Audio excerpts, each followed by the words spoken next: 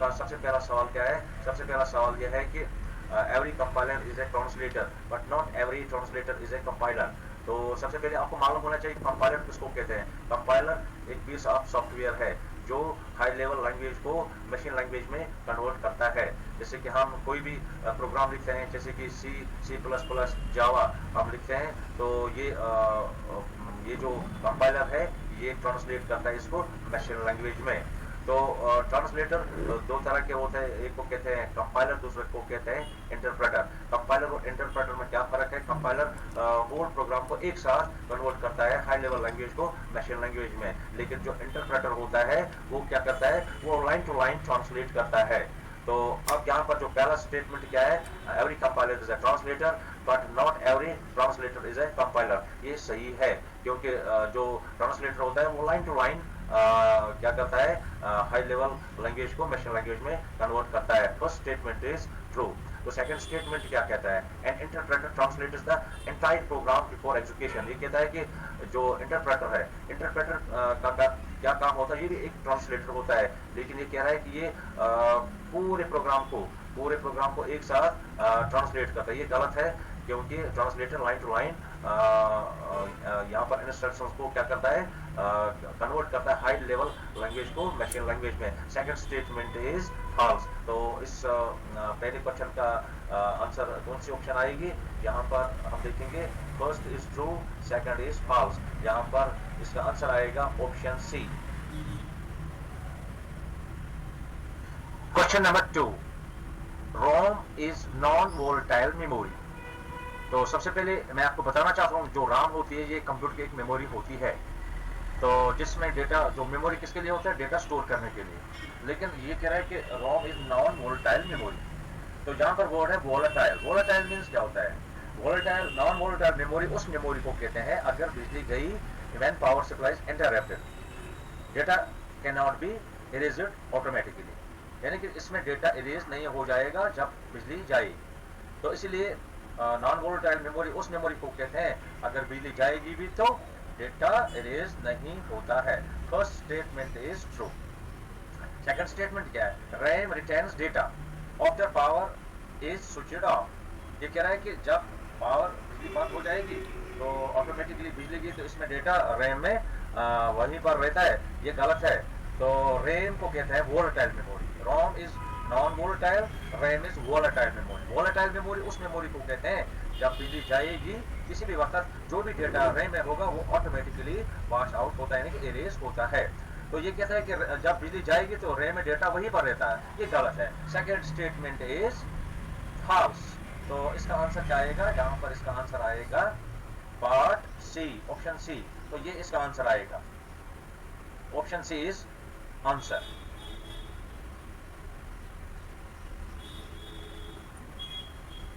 अब चले हम क्वेश्चन नंबर 3 पर। पहला statement, IPv6, IP means internet protocol, V for version, तो ये वर्जन 6 है। Uses 120 bits address. तो सबसे पहले आपको मालूम होना चाहिए कि जो IP इसके लिए इस्तेमाल होता है, ये जो IP मीन्स इंटरनेट प्रोटोकॉल, तो ये प्रोवाइड करता है यूनिक एड्रेस उस डिवाइस को जो इंटरनेट के साथ कनेक्ट होता है, इसको ये प्रोवाइड एड्रेस करता है। तो फर्स्ट स्टेटमेंट इज ट्रू। उसके बाद second statement, IPv4 provides more addresses than IPv6। ये कह रहा है कि जो IPv4 है ये ज्यादा एड्रेसेस प्रोवाइड करता है बनिस्बत IPv6। ये गलत है। तो ज्यादा एड्रेस IPv6 करता है तो बनिस्बत IPv4। सेकंड स्टेटमेंट इज, यहाँ पर सेकंड स्टेटमेंट इज क्या है? ये फॉल्स है। तो इसका आंसर आएगा यहाँ पर ऑप्शन सी। चलो हम जाते हैं क्वेश्चन नंबर 4 पर। First statement, cache memory is faster than RAM. ये कह रहा है कि जो कैश मेमोरी होती है ये रैम से तेज होती है। ये सही है, लेकिन सबसे पहले हमें अंडरस्टैंड करना है कैश मेमोरी क्या होती है, इसकी फंक्शन क्या है। कैश मेमोरी कंप्यूटर की छोटी मोटी मेमोरी होती है। इसकी सबसे इंपॉर्टेंट फंक्शन होती है जब सीपीयू पर ज्यादा दबाव आता है डेटा का, तो सीपीयू की स्पीड कम होती है, तो सीपीयू की स्पीड को इंप्रूव करने के लिए एक मेमोरी होती है कंप्यूटर में, उसको कहते हैं कैश मेमोरी। अब दूसरा सवाल है कि जो कैश मेमोरी होती है ये कहाँ पर होती है? ये रैम और प्रोसेसर के बिटवीन होती है। तो किस लिए होती है? जब प्रोसेसर की स्पीड, डेटा जब ज्यादा आता है प्रोसेसर में, जिसकी स्पीड कम होती है उसको स्पीड इंप्रूव करने के लिए कैश मेमोरी होती है। तो cache memory is faster than RAM, इसकी स्पीड रैम से ज्यादा होती है। फर्स्ट स्टेटमेंट इज क्या है, ये ट्रू है। सेकंड स्टेटमेंट क्या है, cache memory is directly accessed bye CPU, बिल्कुल ये ठीक है। जो कैश मेमोरी है इसको सीपीयू बराह रास्त इस्तेमाल करता है। तो दोनों स्टेटमेंट्स यहाँ पर सही है। तो यहाँ पर कौन सी ऑप्शन आएगी, ऑप्शन सी इज यहाँ पर option both are true, option A is correct.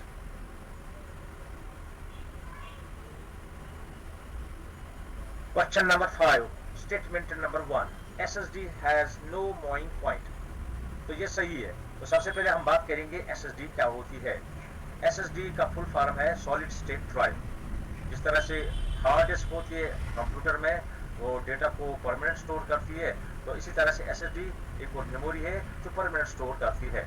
लेकिन यहाँ पर डिफरेंस क्या है, जो SSD में डेटा स्टोर होता है किससे होता है, कैसे होता है। SSD में एक फ्लश मेमोरी होती है, इससे डेटा इसमें स्टोर होता है। फ्लश मेमोरी किसको कहते हैं, flush memory basically is non volatile memory, non volatile memory. तो उस मेमोरी के जरिए SSD में डेटा स्टोर होता है। हो गया।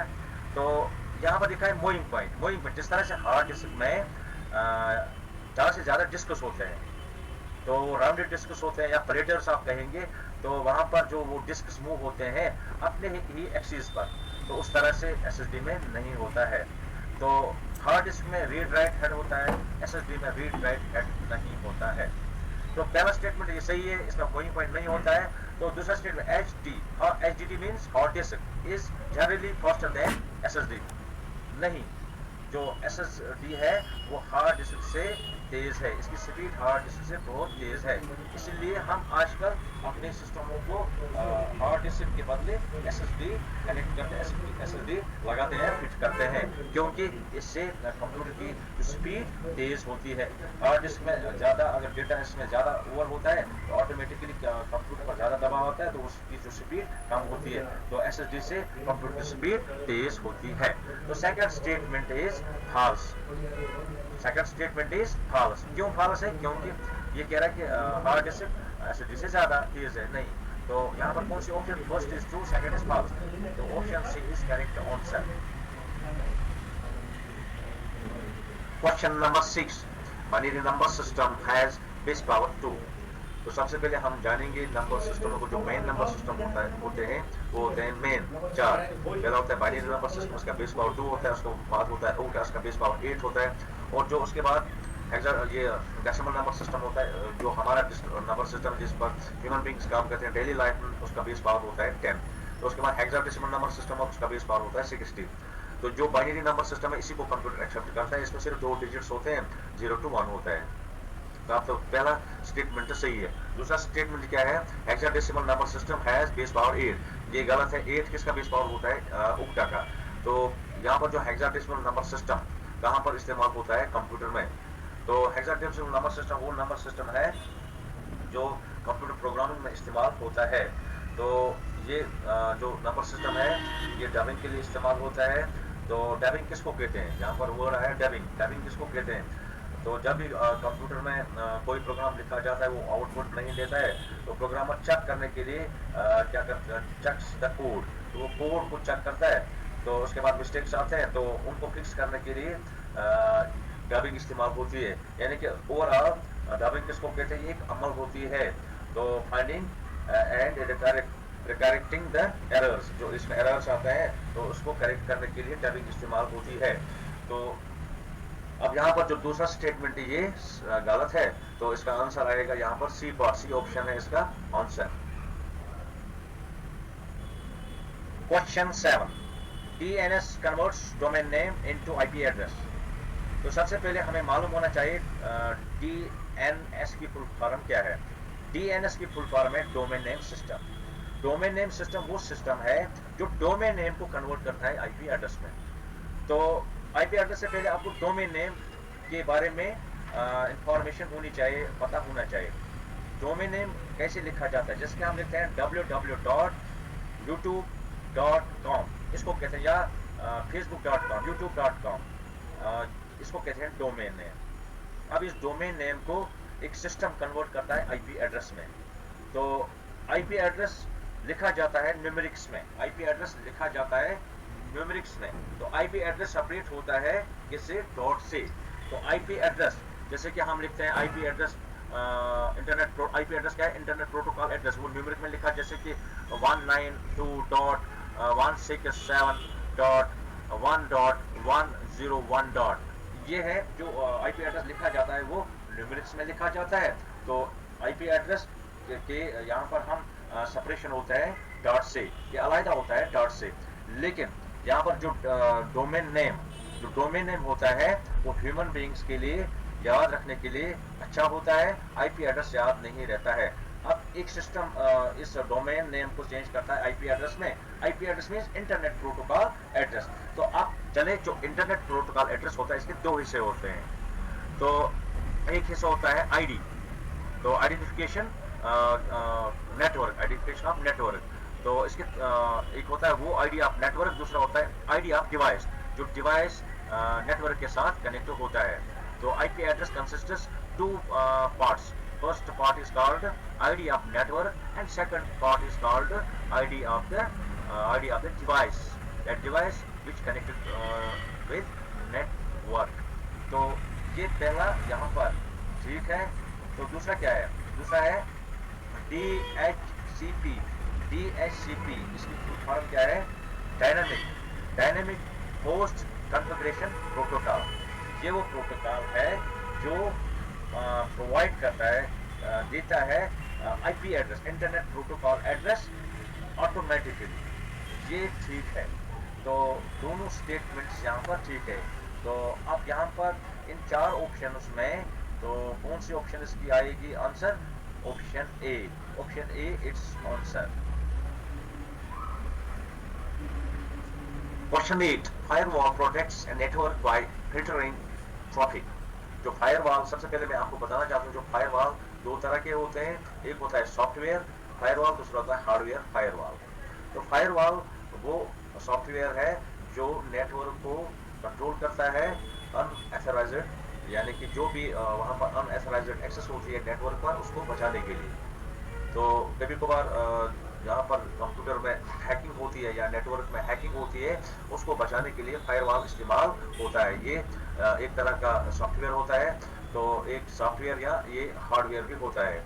हार्डवेयर कैसे हम इसको कहेंगे, जैसे कि हम नेटवर्क में क्या कनेक्ट करते हैं, इंस्टॉल करते हैं राउटर। तो राउटर भी एक किस्म का ये फायरवॉल है जो प्रोटेक्ट करता है अनऑथराइज्ड एक्सेस के लिए। जैसे कि हैकर्स हैक करते हैं तो वायरस वहाँ पर यानी कि हैकिंग करते हैं, डेटा को हैक करते हैं, तो उसको बचाने के लिए फायरवॉल इस्तेमाल होता है। तो ये फिल्टर करता है कहीं ना कहीं वहाँ पर हैकिंग ना होनी चाहिए, तो उसको बचाने के लिए फायरवॉल इस्तेमाल होता है। तो पहला जो स्टेटमेंट है ये सही है। दूसरा statement, antivirus prevents all cyber attacks. Cyber attacks आपको मालूम होता है कि डेटा हैक करता है। ये साइबर, आजकल ज़्यादातर साइबर अटैक्स होते हैं, तो नेटवर्क में भी, कंप्यूटर में भी। तो वहाँ पर जो हैकर्स होते हैं वो चोरी करते हैं डेटा को। तो वहाँ पर जो एंटीवायरस, यहाँ पर लिखा है antivirus prevents all cyber attacks. तो एंटीवायरस किसके लिए होता है, और जो वायरस ऑटोमेटिकली आता है और कंप्यूटर में लग जाता है, तो उसको बचाने के लिए एंटीवायरस इस्तेमाल होता है। तो सेकंड स्टेटमेंट इज फॉल्स। तो इन चार ऑप्शंस में first is true, second is false. इसमें आंसर आएगा option C. Question 9, HTML is a programming language। ये कह रहा है कि जो HTML है ये प्रोग्रामिंग लैंग्वेज है।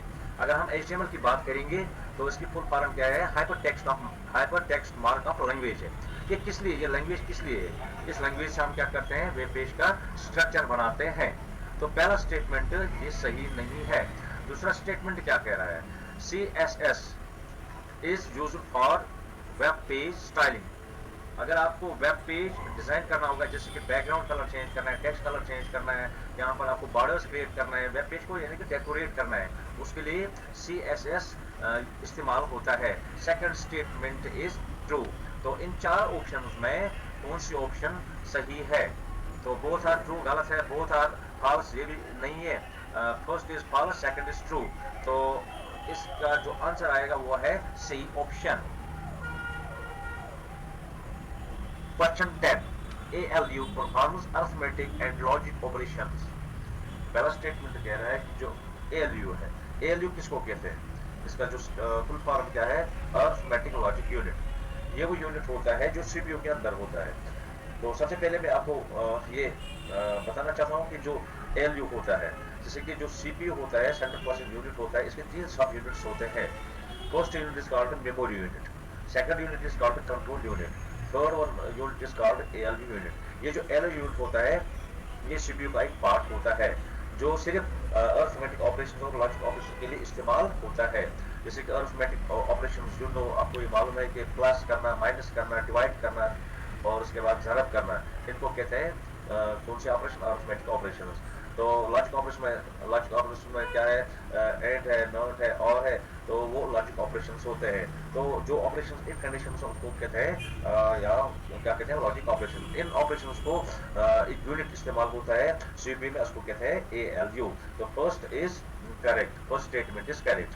तो सेकंड क्या है, कंट्रोल यूनिट परफॉर्मेंस कैलकुलेशन। ये कह रहा है कि जो कंट्रोल यूनिट होता है तो ये कैलकुलेशंस के लिए होता है, नहीं, ये गलत है। जो कंट्रोल यूनिट होता है तो ये भी सब यूनिट होता है सीपीयू का। इसका फंक्शन क्या है, ये किसके लिए होता है, जो भी ओवरऑल ऑपरेशंस होते हैं उनको कंट्रोल करने के लिए कंट्रोल यूनिट होता है। जैसे कि इनपुट में क्या आना, कोऑर्डिनेट, प्रोग्राम को कोऑर्डिनेट करना, आउटपुट में क्या फेंकना है, मेमोरी से क्या फैच करना है, यानी कि छीन लेना है, ALU में क्या डालना है, ALU में कौन सी इंफॉर्मेशन का कंप्लीट होगी उसको आउटपुट में कैसे डालना है। तो सारा कुछ जो ओवरऑल ऑपरेशंस होते हैं कंप्यूटर में, यानी कि ओवरऑल ऑपरेशंस को ये कोऑर्डिनेट करता है जो अंदर प्रोग्राम चलता है। या दूसरी बात मैं आपको कहना चाहता हूँ कि ये जो यहाँ पर इंटरप्रेट्स करता है, जो इंस्ट्रक्शंस हम यहाँ पर देते हैं, इनको इंटरप्रेट करने के लिए, यानी कि तर्जुमा करने के लिए ये इस्तेमाल होता है।